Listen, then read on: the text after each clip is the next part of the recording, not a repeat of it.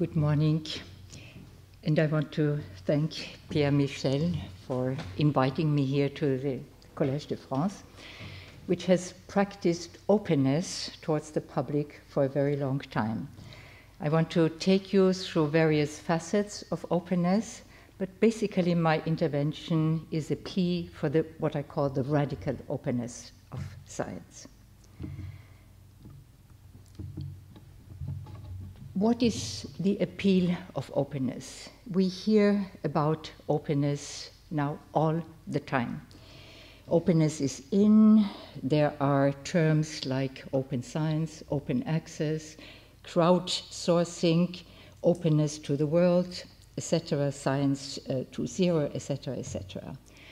And this sometimes hypertrophic rhetoric of openness of science and innovation contrasts, however, with the paucity of empirical research we have on this phenomenon. We know very little in terms of comparison also which are the scientific fields that are more open than others and are taken in by these tendencies.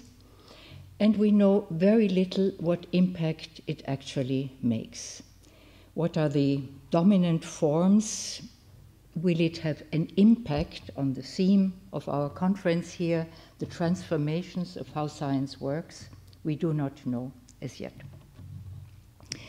And therefore, one tendency which goes back to the theme of the conference, what are the transformations, is already here. We see a transition or a push towards a transition from open science towards an innovation.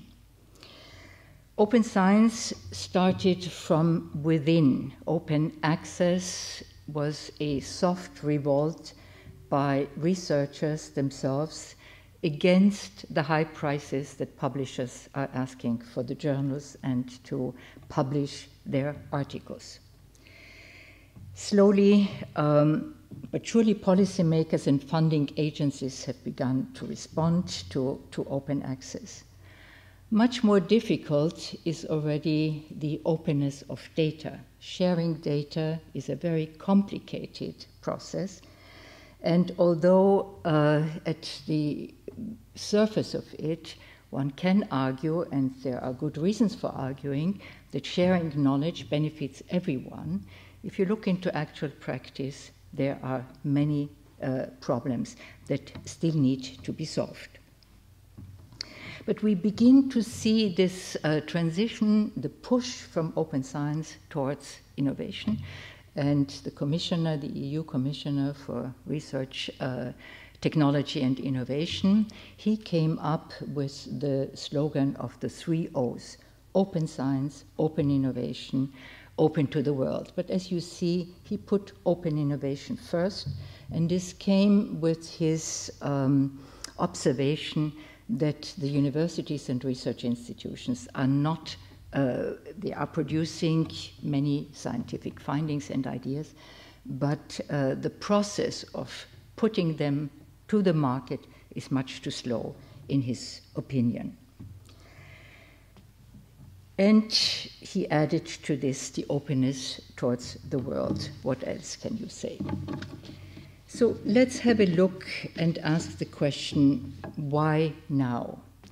Obviously, one of the driving forces behind these tendencies towards openness has to do with digitalization and with computerization. But you could also say science has always been open. It has been international from its very beginning, and yet at the same time it has carefully managed its boundaries. It has guarded itself and what happens within science against and defending it against political interference, and it has also very carefully tried to manage its relationship with industry. Nevertheless, the push towards openness is the push towards what is widely perceived to be the next frontier. Combining open science with open innovation promises to widen both scale and scope from local to global, from regions cities to crucial hubs in a global world, and it's sweeping across many sectors. It has the force to combine market and non-market mechanisms and to blur all kinds of boundaries. But openness is more than just territorial expansion. It has to do with people, of bringing in new stakeholders, new actors, to involve citizens, and we should remind ourselves that we have never lived before in a world where the level of overall education has been as high as it is today. And opening towards citizens and bringing them into these processes is another promise that comes with it. Timing, if you ask the question of why now, timing is obviously important. And this has to do with the increasing pressure towards global competitiveness. Wherever you go and you listen to policymakers speaking in front of the public, you will be prepared to hear global competitiveness is the driving force behind. And it's another way of speaking about the urgency of running faster in order not to fall behind. So the appeal of openness results from the convergence of different levels. We have the political level. Commissioner Möders is one example for this, captured by the 3 O's he's promoting. On the economic level, innovation has always practiced openness for its own benefit, especially in the ICT field. Users have been involved from the beginning, when the web started, to involve users with their solutions that were then picked up by companies. And on the scientific level, there's also the pressure towards greater accessibility and accountability. So these are some of the reasons behind the driving force, the instrumentation that is now available for us, and it's the convergence at these different levels. But none of these propulsions forwards are straightforward. A closer look reveals many constraints of openness. We like to speak about crossing boundaries, daring to cross institutional boundaries, disciplinary boundaries. There is a very strong push towards increasing the amount of interdisciplinary work that is being done, or transdisciplinary, depending on how you define it. And these are forces that make you sometimes believe that no boundaries exist anymore, that they all become open and porous. But institutions, by definition, have boundaries. And in science and technology studies, we have captured this phenomenon, and we call it boundary work.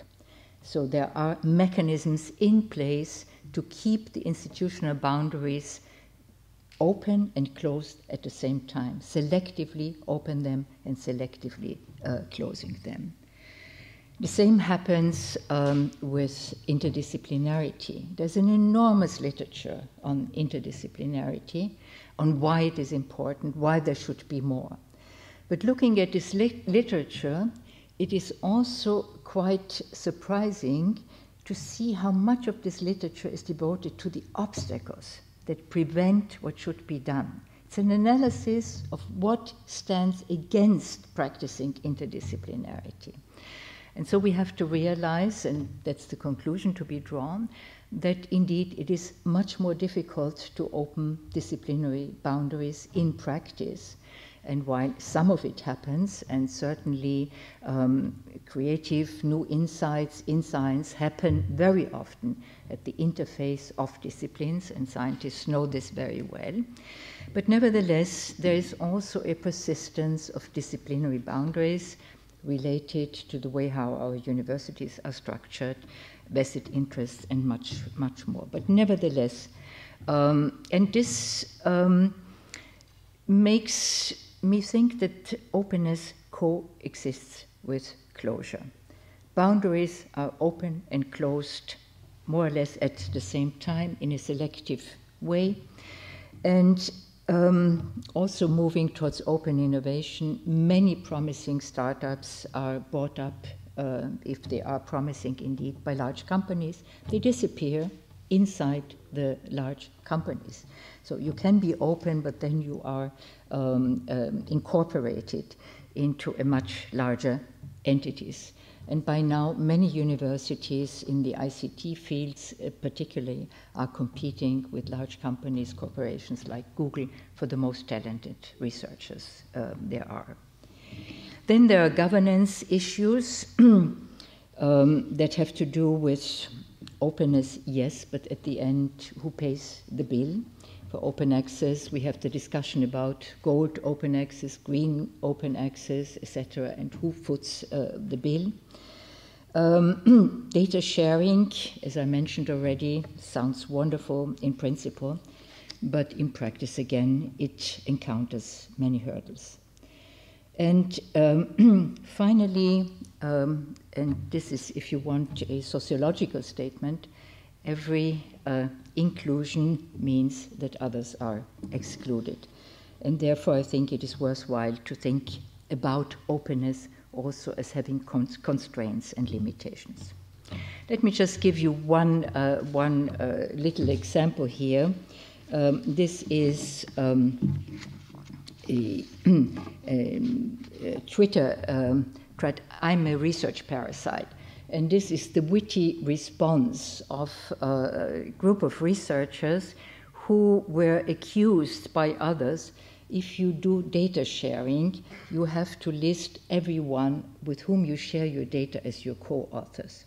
Now, the list becomes endless. What do you do? So this is their witty way of saying, I'm a research parasite, and it alerts us to some of the problems that exist.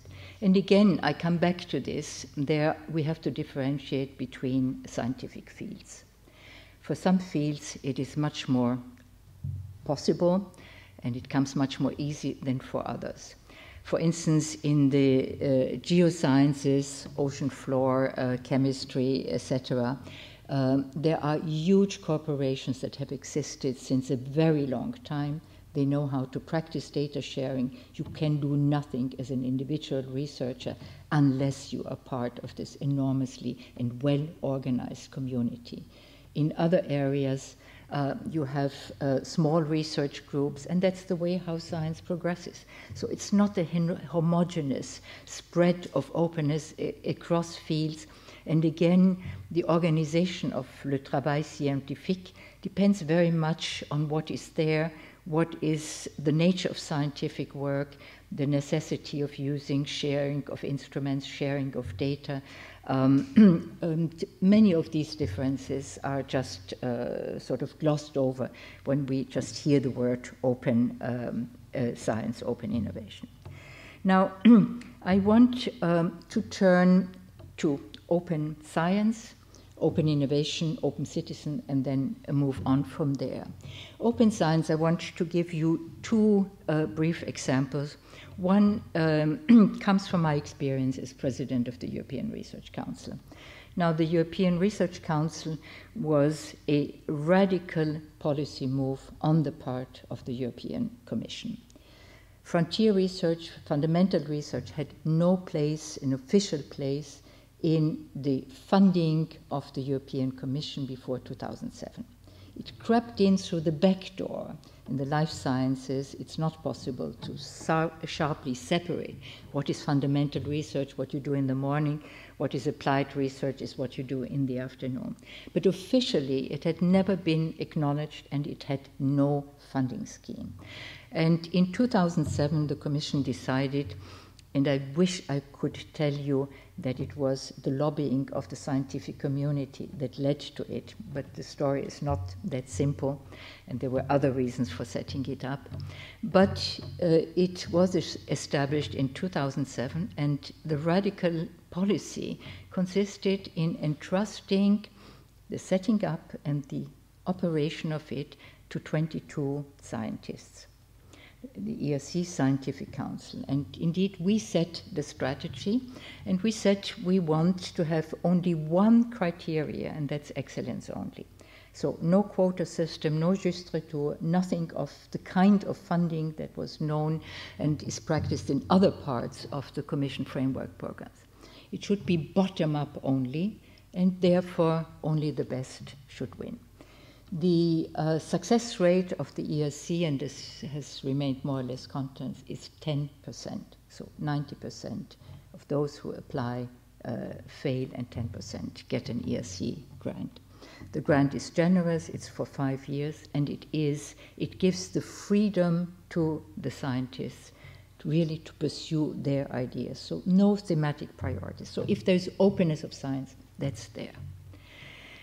And yet, and I use this as an example to point out to some of the constraints that even if you have the best of intention, you convince policymakers they do what is absolutely necessary to give a space, to provide a space for openness of science. Nevertheless, we came up with the proof of concept scheme as a way of responding to the pressure we felt, what are you doing for innovation? Now, fundamental research cannot be applied the next day to innovation.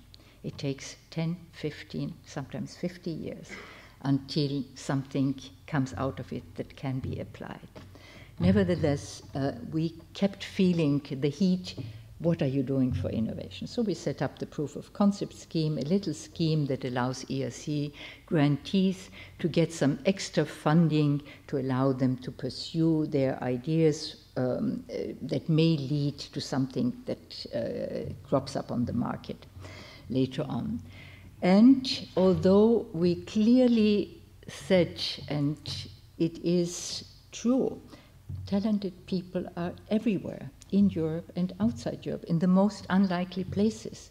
Nevertheless, we see the Matthew Principle at work. The Matthew Principle, for those who have not heard this term before, goes back to Robert K. Merton, who, by the way, was one of my teachers at Columbia University. And he's Matthew from the Bible, it will be given to those who already have. So it is institutions, it's research groups that benefit disproportionately if they are already well established and successful. This is the demand side, if you want. And you see here a country like Italy, where the demand push is enormous. So they come in here as second, which does not mean that they will be as successful. If we look, and this is the Matthew Principle in full operation, these are the latest data, the ERC grants go to 670 different host institutions in 33 countries. It's not just the EU, you can also be an ERC grantee if you work outside, but you have to work half of the year in an EU host institution. But 90% concentration, 90% go to 10 countries.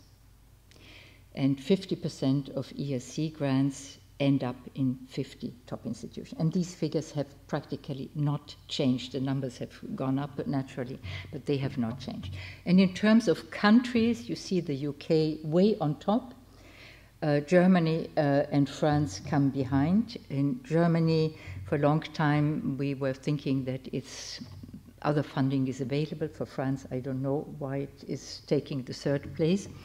And then come other countries like Netherlands, Italy, etc. And from the associated country, Switzerland and Israel stand out as very potent scientific countries. I want to give you another example to illustrate the openness of science. And this is the case of CRISPR. Now, in case you have not heard of CRISPR before, CRISPR is an adaptive immune system which is used by microbes to defend against viruses by recognizing, recording, and targeting them and cutting their DNA sequence. So this is something, a natural phenomenon that happens the way how microbes defend themselves against viruses. And this has been transformed and repurposed into a simple technique which is now used by labs all around the world. And if you look at citation about CRISPR, you will see how enormously it has gone up. So what I'm referring here to, and what I find interesting, this is a paper that has been published by Eric Lander in January this year. He calls them the heroes of CRISPR, and he wanted to recount how did this come about. Nothing falls from the sky, so how did this come about? And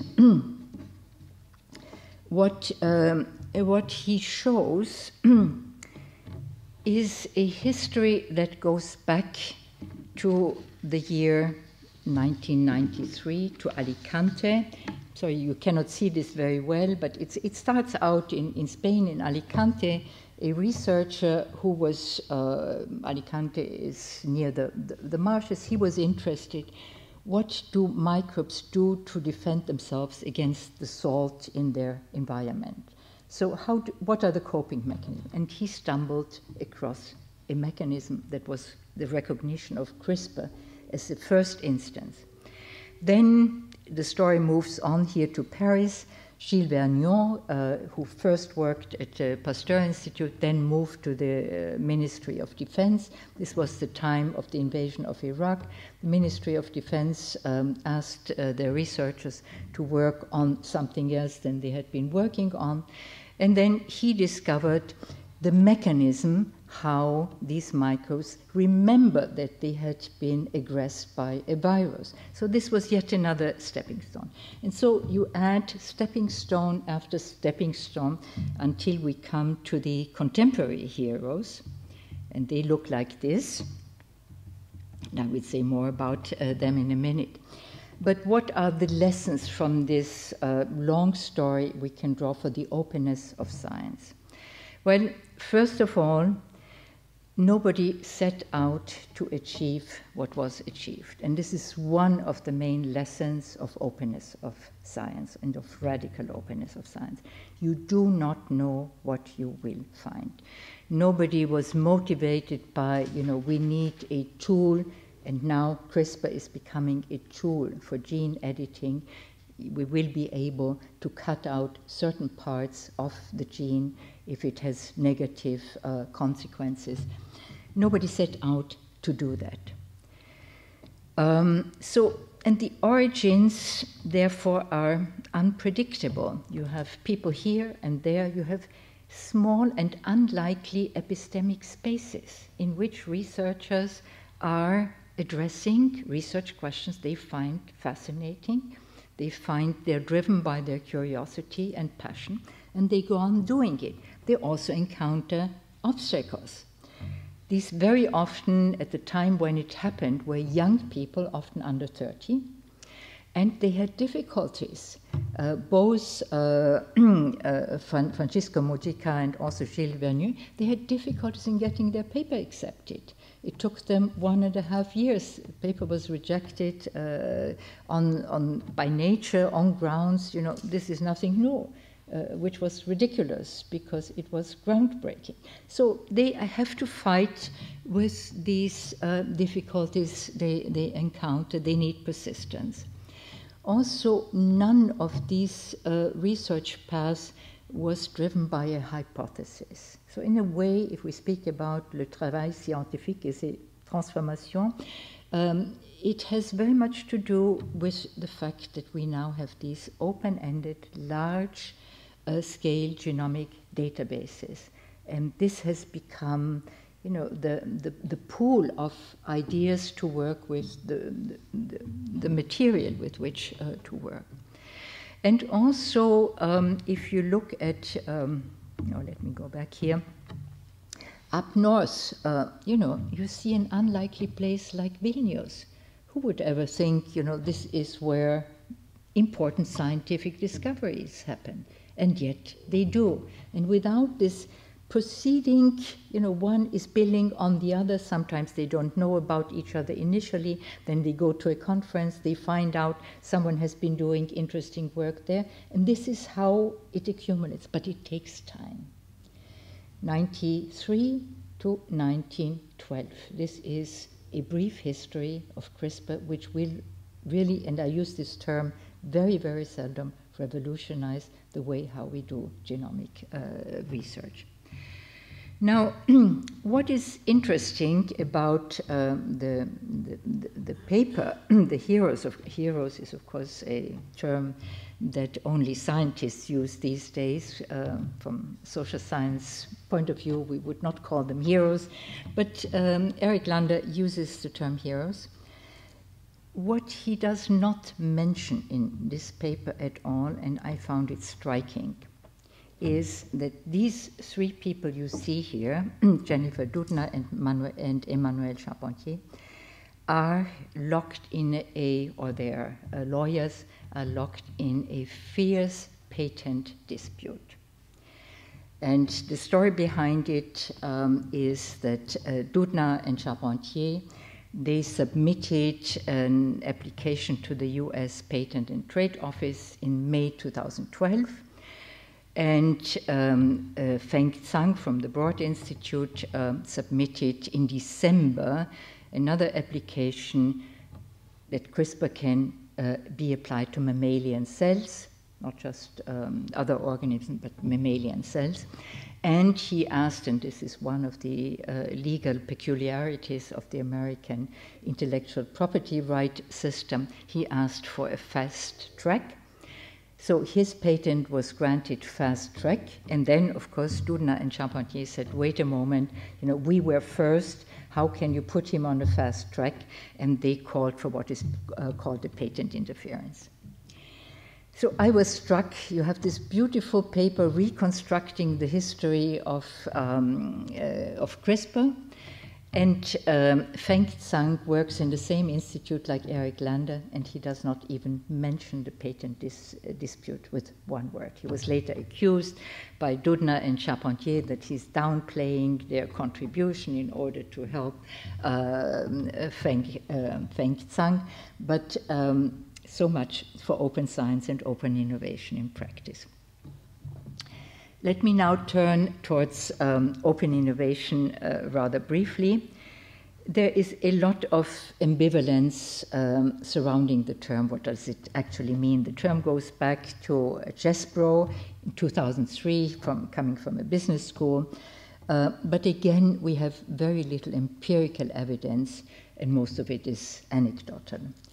There are questions of intensity and direction of innovation, and we presume positive effects, but we know nothing about possible negative effects that open innovation might have.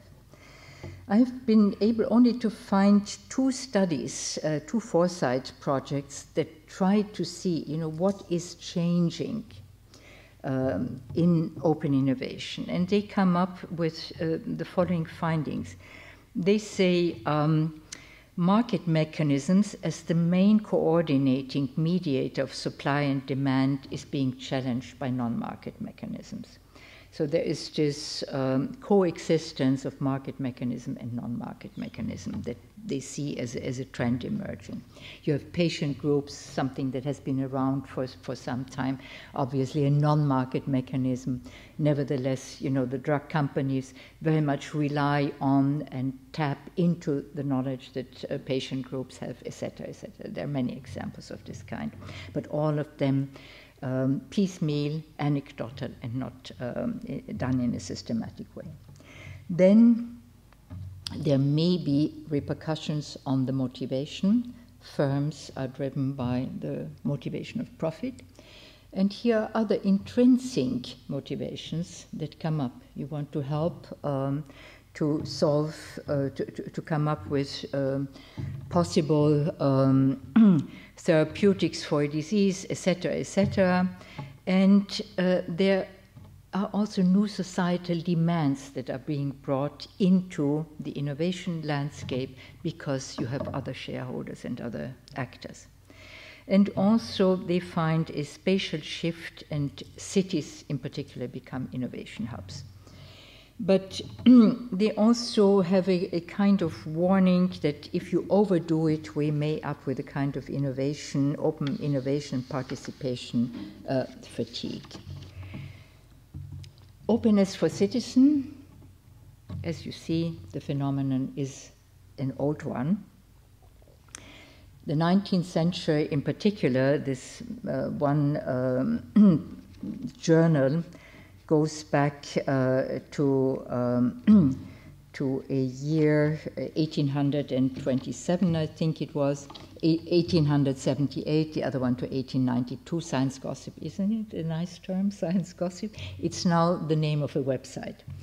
And this also shows us the transformation. Now we do digitally what some of these so-called amateurs in the 19th century did by joining clubs, by going to cafes and discussing what are the latest findings, and also by exchanging letters with scientists. Darwin is famous for having had correspondence all over the world, and he was drawing on their letters and the material they supplied to him for his own work, but he was also responding to his to the people with whom he was exchanging letters. So again, we don't know exactly what this kind of openness towards citizen or citizen science, as it is now called, what it is. Who does what? If you look at an engram, you see the terms are changing.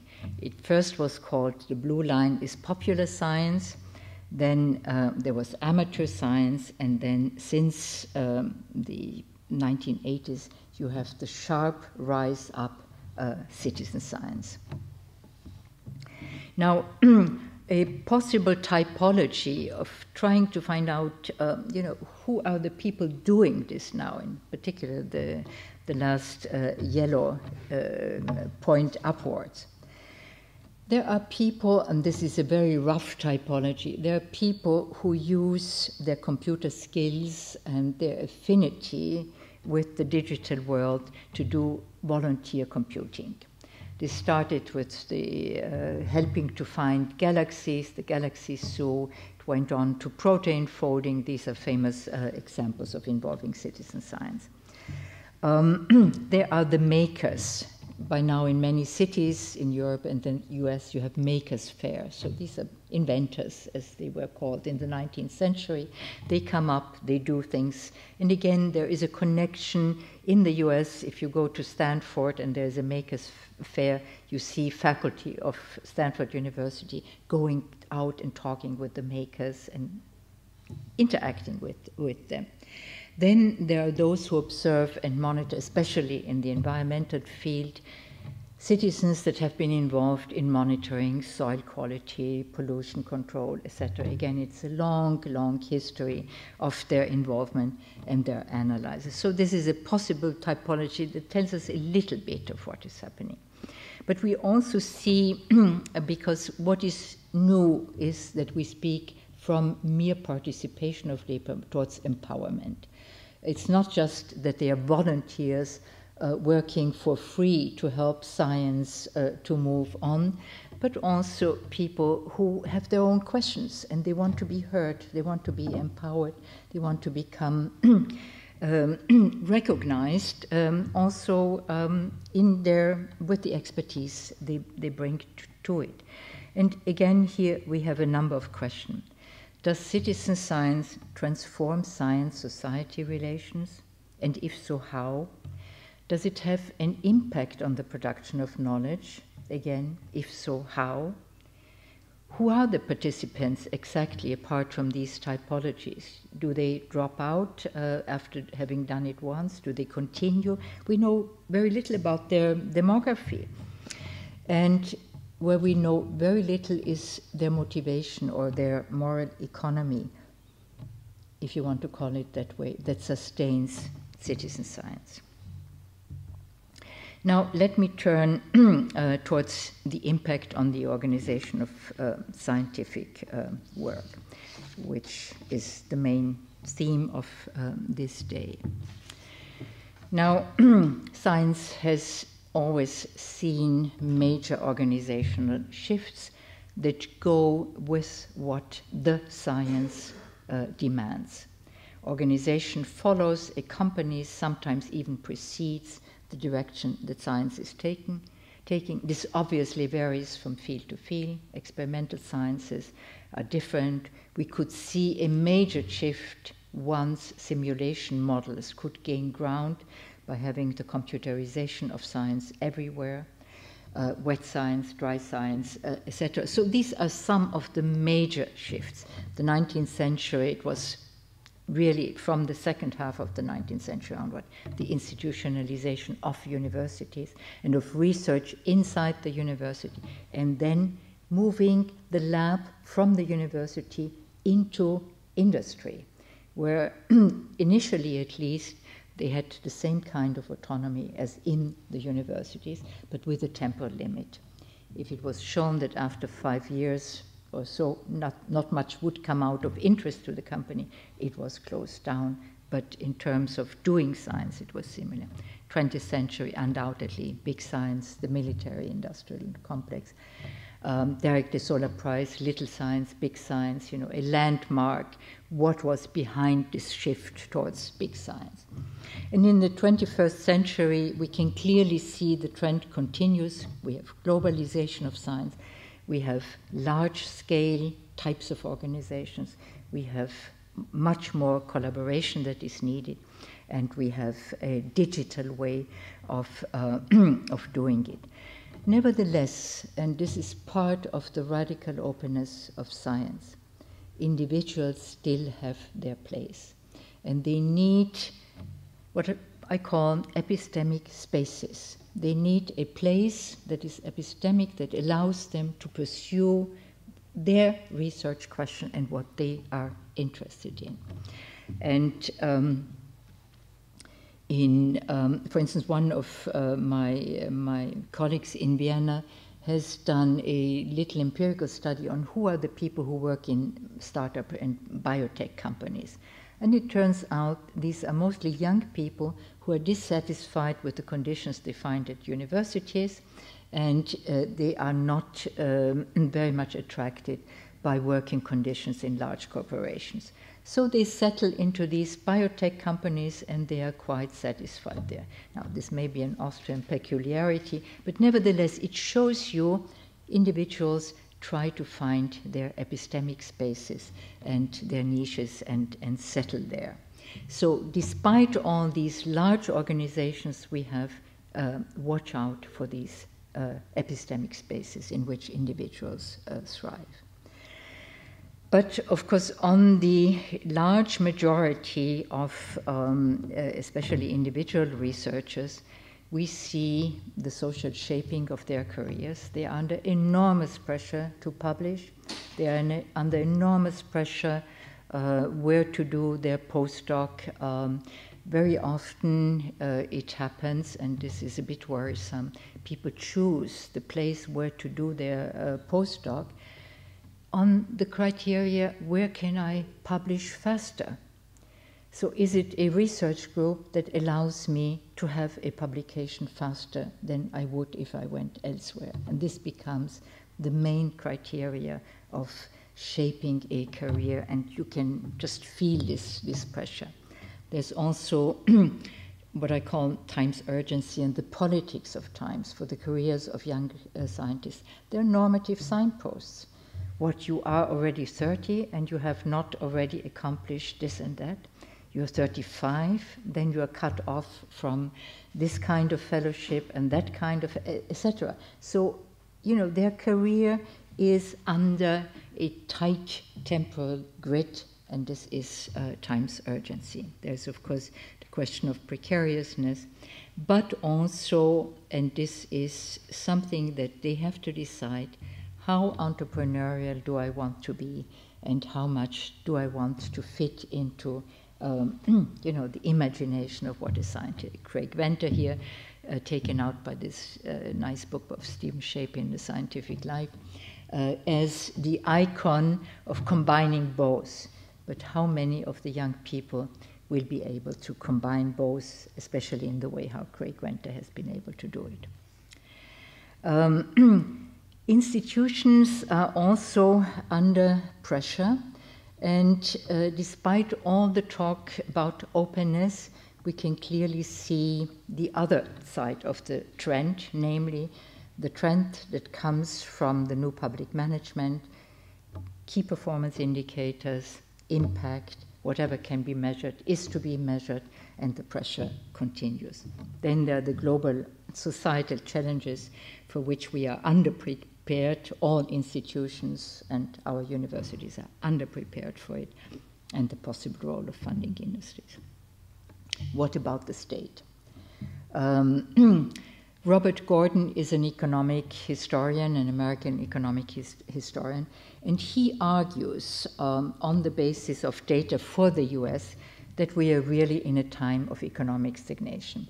He says, forget all this hype about the singularity coming and we are at the brink of a new innovation wave. He says we are in a time of economic stagnation. And what he means, and this the data he provides, productivity growth has sharply declined in the US. It went down from 2.7 in the 60s to below 1%. There was a peak, an exception in the 1990s due to the digitalization reaching the economy. So this is one view of innovation, and it's, in his argument, overestimation of innovation. If you look at the book by Mariana Mazzucato, she has been very forcefully arguing we tend to see only the market forces, and we tend to eliminate from view, to hide from view, the strong role that what she calls the entrepreneurial state has played in the sense of funding basic research. Her examples, again, come mainly from the US, and she shows how all the successes that American corporations did have were possible only because federal money was poured into fundamental research. So the role of the state is something to consider, and states will not go away. So if we speak about the transformation of scientific work, the funding patterns, the long-term perspective, this is something to think about. What else? Let me just focus here very briefly on what I think is important, namely to rethink infrastructures. If we hear the word infrastructure, we tend to think in the 19th century way. You know, these are material structures, overground, underground, where electricity, water, whatever sewage is being processed, matter is being processed.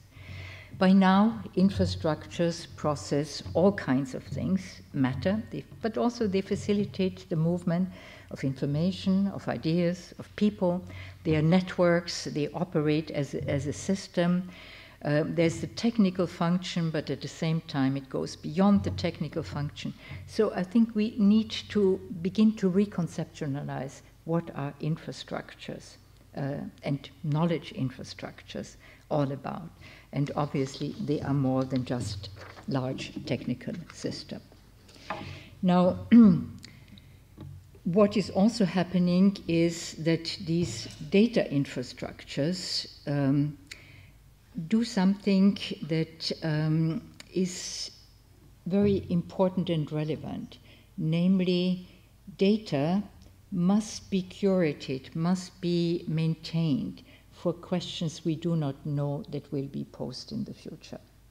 So they must be made ready for repurposing, for selection, for being reused. And this means you need maintenance, care, you need another ethos of curation. It's not enough to set something up and it will run by itself. You have to curate, you have to be ready for questions you do not know as yet, and to be able to reply to them. And of course, it also means we have to come up with a new ethos of sharing, of ownership, of authorship, etc. Now, one idea of how this might go comes from Andrea Nanetti. He's a digital historian, and he has come up with this definition of a knowledge aggregator. And what he does, he uses traditional data, puts them on in a digital form, and he uses them as a tool, a mapping tool, to come up with new questions. So he's using and interrogating his traditional data, and he is asking questions about conflicts, about trade, etc. But it's in interaction with the digital world. And these are just some of the, where I think this is a beautiful example of how you can understand a very familiar knowledge aggregator, a map. This is a map by Frau Maurer from Venice, dates back to the 15th century, and it's a knowledge aggregator because you can see what was necessary in terms of having information, data, knowledge, to put it together in this map that was available to the persons who did it. And there are other maps. This is going back to 1154. It's the first Arabic map, so you can also see the differences. The Chinese did the same. This is a Korean map. And this is a copy of a map that no one has found as yet, but the original presumably goes back to 1418 and shows that the Chinese discovered America. So these are kinds of knowledge aggregators. But the difference between a map and a digital mapping is, of course, a map, once you have done it, it's finished. You can use it, you can add to it, but you have to wait until you come up with a new map. And with a digital map, you can interact, you can change it in time, it allows you to react. And I think this is something we have to think about when we speak about the transformation of how science works, is this dynamics that is built into knowledge aggregators. Now, of course, you know, you have really to go into the depths. What is the knowledge that went into that? And of course, the purpose and the repurposing that was done with it. Now, I want to finish by coming back to the theme of the radical openness of science. I hope I have shown to you that at the moment we face two trends, overall trends. One is the trend towards openness, and however vague it is, however much yet to emerge comes with it. It's a movement. Citizen science has a past, it will not go away, it will change its form. Open innovation has a past, will not go away, will change its form, and also open access, data sharing, etc. The other trend is the opposite. It comes from looking at performance management, short-term impact, funders asking already before you start, what will be the impact? Give us the proof. The British have shown to us how to do it, and somehow, one way or other, we are going to follow. So these are two opposing trends. But my plea is really for openness of science in a much more radical sense. It's not just openness in terms of doing away with barriers and forging new links, be it between scientific disciplines or institutions, universities, industry, ordinary citizens. It has to do with the fact that science is radically open towards the future. And science is the best humanity has invented, the best way of bringing the future into the present, a huge potential which needs to be actualized.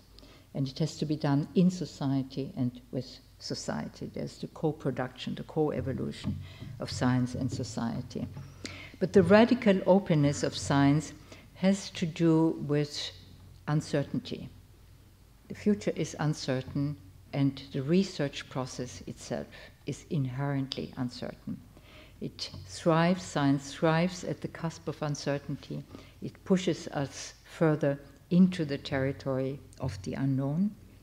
And there are these rare moments of intense creativity, and Pierre-Michel has written about it in a very lucid way. These rare moments of creativity when completely new perspectives are opened. Of François Jacob, who has spoken about day science and night science, the frustration working in the lab, having to start again, the uncertainty that is there in night science before you emerge and you have something to present in day science. So this is part of this radical openness idea that I tried also to capture in my book, because the future, in my view, indeed, is open and it is uncertain. Thank you very much.